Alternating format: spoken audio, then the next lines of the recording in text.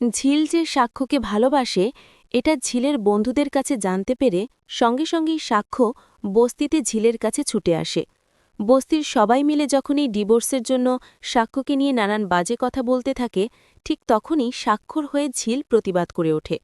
এরপর দেখা যায় হঠাৎ করেই ঝিল অসুস্থ হয়ে পড়ে। সঙ্গে সঙ্গেই ঝিলের বন্ধুরা সাক্ষ্যকে ফোন করে ঝিলের অসুস্থতার কথা জানিয়ে দেয়।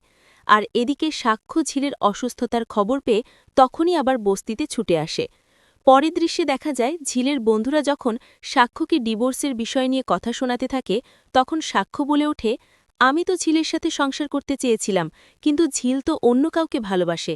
এই কথা শুনে ঝিলের বন্ধুরা তো অবাক। তখনই তারা আসল সত্যটা সাক্ষ্যকে বলে দেয়। অবশেষে সাক্ষ্য জানতে পারে এই সব কিছুই আসলে চৈতি ও তার পরিবারের প্ল্যান। তারাই বাধ্য করে ঝিলকে দিয়ে এমনটা করিয়েছে।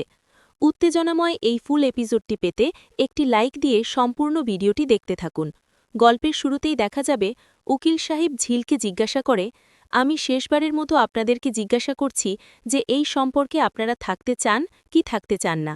তখনই ঝিল বলে, এত প্রশ্নের তো কোনো উত্তর নেই, আমরা এই সম্পর্কে থাকতে চাই না।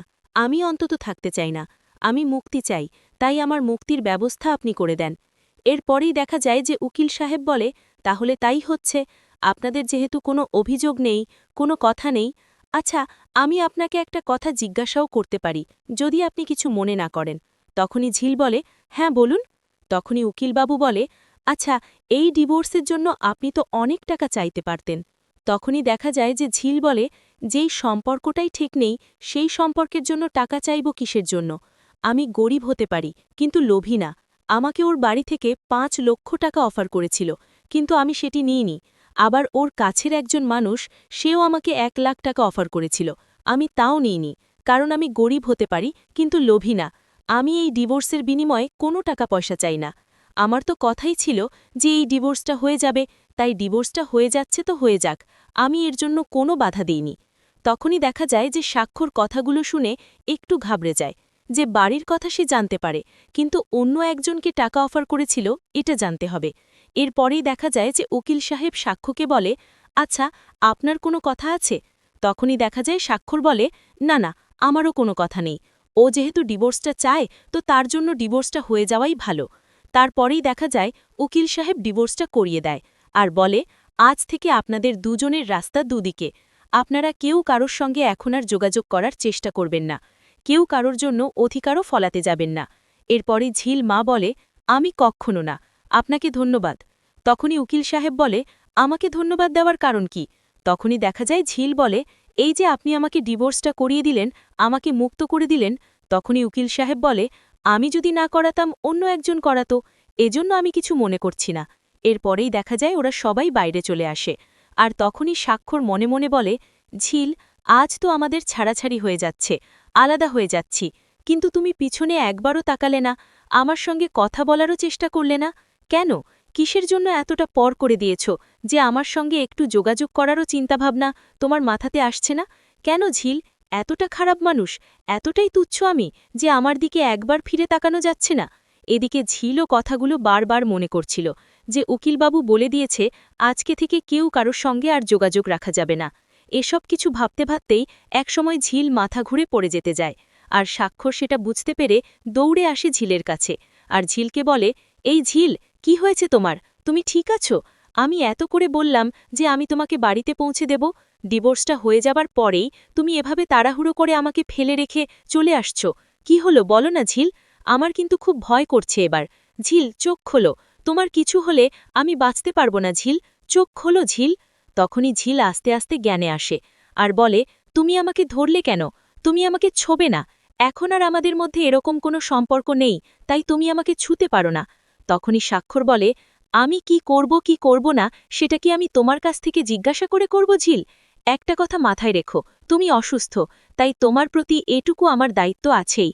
তখনই ঝিল বলে, কিসের দায়িত্ব? কোনো দায়িত্ব নেই তো আমার প্রতি তোমার। তোমার রাস্তা আলাদা, আমার রাস্তা আলাদা, তাই এই দায়িত্ব কর্তব্য নিয়ে কোনো কথা আমার সঙ্গে বলবে না। তখনই দেখা যায় যে সাক্ষর বলে, দেখো ঝিল, ডিভোর্সটা হয়ে গেছে ঠিক, ডিভোর্সটা তুমি চেয়েছ, আমি দিয়েছি তোমাকে। এজন্য কি আমরা এক গাড়িতে যেতে পারি না? আমরা তো এক গাড়িতে করেই আসলাম, কথা বলতে বলতে আসলাম, তাহলে এখন গেলে সমস্যাটা কি তোমার?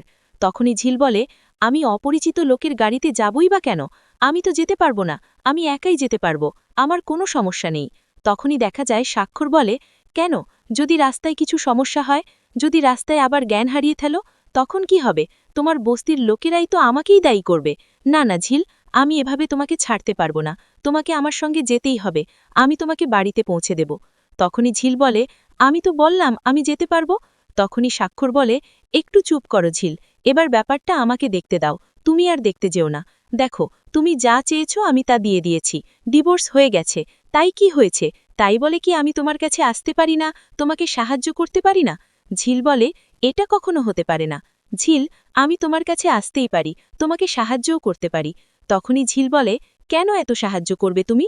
তুমি করো না সাহায্য, তুমি তো চৈতি ম্যামকে নিয়ে এখন সুখে থাকবে, থাকো না চৈতি ম্যামকে নিয়ে সুখে, আমি তো দেখতে যাব না।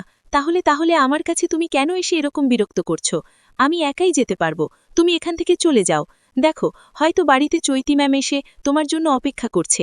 তখনই স্বাক্ষর বলে, সেটা আমার বিষয়, আমি দেখে নেব, তোমাকে এই বিষয় নিয়ে কথা বলতে হবে না। কে বলেছে তোমাকে এই বিষয় নিয়ে কথা বলতে? বলো না তো। তখনই ঝিল বলে, আমি যা বলেছি বেশ বলেছি, আমাদের মধ্যে এরকম কিছুই না। তখনই স্বাক্ষর বলে, এই যে আমি বলছি। তখনই দেখা যায় সবাই জড়ো হয়ে যায়। তখনই স্বাক্ষর বলে, আপনারা যে যার জায়গায় চলে যান, যার যার কাজে চলে যান, সমস্যা নেই, আমি ওকে চিনি, আমি ওকে নিয়ে বাড়িতে পৌঁছে দেব। তখনই ওখানকার লোকেরা বলে, কেন? আপনি কি ওকে চেনেন? কি হয় আপনার? তখনই স্বাক্ষর বলে, ও আমার স্ত্রী, এজন্য আমি ওকে ঠিক নিয়ে যেতে পারবো। কথাটা শুনে ঝিলের চোখে জল এসে যায়, আর ঝিল কান্নাকাটি শুরু করে দেয়। তখনই দেখা যায় সবাই যার যার জায়গায় চলে যায়। তখনই স্বাক্ষর বলে, কি হলো ঝিল, তুমি এভাবে কান্না করছো কেন? তখনই ঝিল বলে, তুমি এবার কথা বলতে গেলে কেন? কারণ আমাদের তো এখন ডিভোর্স হয়ে গেছে, আমি তো তোমার স্ত্রী না, তুমিও আমার স্বামী না, তাহলে তুমি কথাটা আবার বললে কেন? তখনই দেখা যায় যে স্বাক্ষর বলে, ছিলে তো, আমি তো তোমাকে ছাড়তে চাইনি ঝিল, তুমি আমাকে ছেড়ে দিতে চেয়েছ, তুমি তোমার ভালোবাসার মানুষটির সঙ্গে ভালো থাকতে চেয়েছ, তাই আমি তোমাকে ছেড়ে দিয়েছি, তাছাড়া তো আমি তোমাকে ছাড়তে চাই নাই, এজন্য আমি তোমাকে কখনো ভুলতে পারবো না। তখনই ঝিল বলে, দেখুন, এত কথা বলতে হবে না। তখনই স্বাক্ষর হাত বাড়িয়ে দিয়ে বলে, এই ঝিল, আমি তোমাকে পৌঁছে দিচ্ছি, তুমি আমার হাতটা ধরো। এরপরে ঝিল আস্তে আস্তে স্বাক্ষরের হাতটা ধরে নেয়। এরপরে অন্যদিকে দেখা যায় যে চৈতি স্বাক্ষরদের বাড়িতে আসে, আর স্বাক্ষরের মা ও বাড়ির সবাই খুব খুশি হয়ে যায়, আর চৈতিকে বলে, এই চৈতি, বাড়িটা কি ভুলে গেছো? একবার ফোন করো না, যোগাযোগ করো না, তুমি যে আসবে তাও তো বললে না। তখনই চৈতি বলে, তোমরা আমার খোঁজ করছো না? একবার ফোন করে আমার সঙ্গে কথা বলার চেষ্টা করতে, তোমরা তো তাও করো না, আমি তো তাও মাঝে মধ্যে তোমাদের সঙ্গে দেখা করতে আসি আন্টি। তখনই দেখা যায় স্বাক্ষর মা বলে, তুমি চাকরি করো, তুমি ডাক্তার মানুষ, তুমি ব্যস্ত থাকো, এইটা ভেবেই তো আমরা ফোন টোন করি না, যে তুমি যদি বিরক্ত হও। তখনই চৈতি বলে, আন্টি, তোমরা ফোন করলে আমি বিরক্ত হব, তোমরা ভাবলে কি করে? এটা কখনো না আন্টি, তোমরা ফোন করলে আমি কখনো বিরক্ত হই না, আমার খুব ভালোই লাগে, তুমি একবার ফোন করে দেখতে পারতে। তখনই ঠাম্মা বলে ওঠে, চৈতি, অনেক হয়েছে, তুমি এসেছো, আমরা খুব খুশি হয়েছি। তখনই চৈতি বলে, স্বাক্ষর কোথায়? তখনই স্বাক্ষর মা বলে, কেন? ও তো হসপিটালে গিয়েছে। তখনই চৈতি বলে, না তো, ও তো আজকে সারাদিন হসপিটালে যায়নি আন্টি, ও কোথায় গিয়েছে? আমি একবার শুনেছিলাম যে ওই মেয়েটাকে নিয়ে কোর্টে যাচ্ছে, তারপরে তো আর কোনো যোগাযোগ বা খোঁজ রাখিনি। তখনই ঠাম্মা বলে, হয়তো তাই গিয়েছে। কেন, ওর বাড়ির সবাই যায়নি? ওর মা, দিদি, বন্ধুরা, এরা যায়নি? তখনই দেখা যায় চৈতি বলে, এক স্টাফ বলল যে কেউ না, শুধুমাত্র স্বাক্ষর আর ওই মেয়েটাকেই দেখেছে কোর্টের সামনে।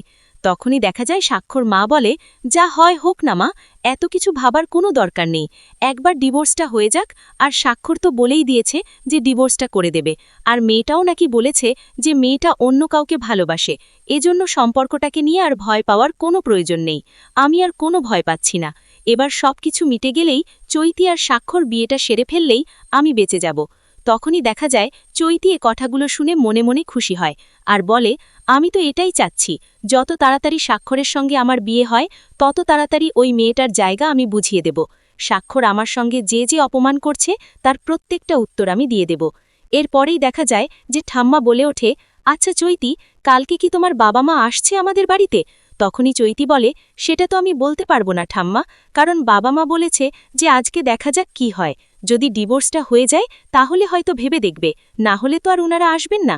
এরপরেই দেখা যায় স্বাক্ষর মা চৈতিকে বলে, কেন চৈতি, ডিভোর্সটা তো হয়ে যাচ্ছে, আর কথা তো এরকমই ছিল, তোমার বাবা মা আসবে না কেন? ওরাও এই বাড়িতে আসবে, আমরাও ওই বাড়িতে যাব, পাকা কথা হবে, তাড়াতাড়ি বিয়ে হয়ে যাওয়াটাই ভালো হবে। তখনই চৈতি বলে, হ্যাঁ সেটা তো বুঝতে পারছি, কিন্তু বাবা মাকে তো এটা বুঝতে হবে না। এরপরে অন্যদিকে দেখা যায় যে বস্তিতে সবাই ঝিলের বাড়িতে দাঁড়িয়ে থাকে, ঝিলকে অপমান করবে বলে। এসব কিছু মেনকামাসি আয়োজন করে রাখে।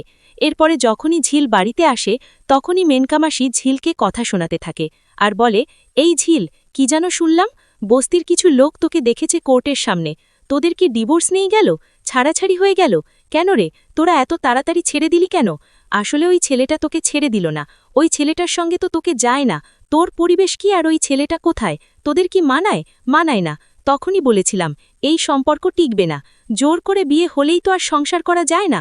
তখনই ঝিল বলে, হ্যাঁ, জোর করে বিয়ে দিয়েছিলে কেন? তোমরা বস্তির সবাই মিলেই তো আমার